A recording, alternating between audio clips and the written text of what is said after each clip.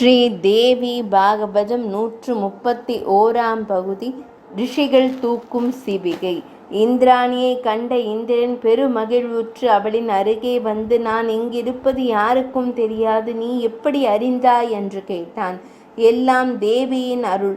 நகுஷன் என்னை அடைவதற்காக பல வழிகளாலும் முயற்சித்தான். நான் பிரகஸ்பதியிடம் அடைக்கலமானேன். அதை அறிந்த அவன் அங்கேயும் தேவர்களை அனுப்பி மிரட்டினான்.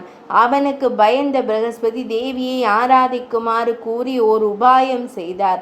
அதன்படி நான் தேவியை இடைவிடாது பூஜை செய்தமையால் தேவி தோன்றி தனது தாதியுடன் இங்கு அனுப்பினாள். அத்துடன் நகுஷனையும் அழிப்பதாக கூறியுள்ளாள் அன்னை. அதனால் பயப்படாமல் இருங்கள். இன்னும் சில நாட்களில் நகுஷன் அழிந்து விடுவான். அதற்கிடையில் நான் அவனை சந்தித்தாக வேண்டும் என்றாள். நகுஷன் கொடியவன். அவன் உன்மேல் கொண்ட மோகத்தால் உன்னை சிதைத்து விடுவான். அதனால் நீ போகாது என்னுடன் இரு. தேவி எல்லாவற்றையும் பார்த்து கொள்வாள் என்றான் இந்திரன். இல்லை, என்னால் தான் அவனுக்கு அழிவு வர வேண்டும். அதற்கான ஏற்பாடுகளை தேவியின் அருளால் பிரகஸ்பதி செய்வார். நீங்கள் நிம்மதியாக இருங்கள் என்று கூறிவிட்டு இந்திராணி நகுஷனின் இருப்பிடத்திற்கு சென்றாள். இந்திராணியை கண்ட நகுஷன் மிகவும் மகிழ்வுடன் அவளை வரவேற்று ஆசனத்தில் அமர்த்திவிட்டு, நீ என் மீது கொண்ட மோகத்தால் என்னிடம் திரும்பி வருவாய் என்று தெரிந்தமையால் தான் நான் உன்னை அனுப்பினேன். எப்போது நாம் கூடி கழிப்பது என்று கேட்டான். தேவேந்திரரே, எனக்கு ஒரு வரம் தரல் வேண்டும் என்று இந்திராணி கேட்டாள்.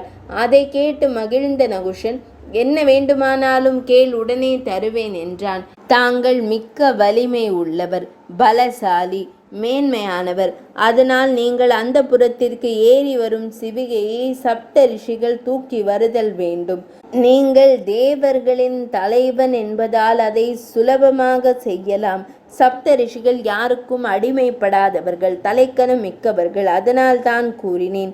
அவர்கள் உங்களின் ஆணைக்கு உட்பட்டவர்கள் என்றாள். அதன் பின் நகுஷன் சப்த ரிஷிகளை அழைத்து, முனிவர்களே, நான் இந்திர பதவியில் இருக்கிறேனே தவிர இன்னும் இந்திராணியை அடையவில்லை. அவள் நீங்கள் என்னை சிவிகையில் ஏற்றி சுமந்து வந்தால்தான் என்னை ஏற்பேன் என்கிறாள். அதனால் என்னை சிவிகையில் வைத்து தூக்கிச் செல்லுங்கள் என்றான்.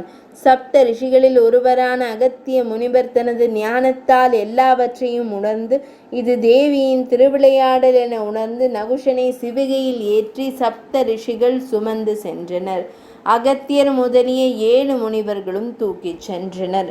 அகத்தியர் மிகவும் குள்ளமான உயரத்தை உடையவர். வயோதிகர். அதனால் மெதுவாக நடந்தார். இந்திராணி மீது மோகம் கொண்ட நகுஷனுக்கு அவளோடு விரைவில் கூட வேண்டும் என்ற எண்ணம் அதிகரித்தமையால் தனது காலை அகத்திய முனிவரின் தலையில் வைத்து தனது கையில் உள்ள பிரம்பால் அவரை அடித்து சர்ப்ப சர்ப்ப என்று வடமொழியில் கூறினான். வடமொழியில் சர்ப்ப என்பதற்கு விரைவாக செல் என்று அர்த்தம். அதனால் பெருங்கோபம் கொண்ட அகத்தியர், அற்பமான எண்ணங்களை உடைய நீ சர்ப்பமாக கெடவாய் என சபித்தார். உடனே நகுஷன் ஒரு மலை பாம்பாக மாறினான்.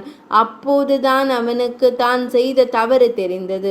அதனால் நடுநடுங்கி, தவ ஞானியே, அறியாமையால் நான் தவறு செய்துவிட்டேன், என்னை மன்னித்து சாப நீக்கம் செய்யுங்கள் என்று கேட்க, அகத்திய மாமுனிவர், நகுஷா, தருமர் உன்னிடம் சில கேள்விகளை கேட்பார். நீ பதில் கூறியதும் உனக்கு சாபம் நீங்கும். அதன் பின் நீ சொர்க்கத்தை அடையலாம் என்றார். மலை பாம்பாக மாறிய நகுஷன் சொர்க்கத்திலிருந்து பூமியில் விழுந்தான். இந்திரன் மீண்டும் தேவர்களின் தலைவனானான். அரசே, விருத்ராசுரனால் துன்பமடைந்த இந்திரன் சொர்க்கலோகத்தில் இன்பமாக வாழலானான். ஆகவே ஒவ்வொருவரும் செய்யும் வினைகளை அனுபவித்தே தீர வேண்டும் என்றார் வியாசமா முனிவர்.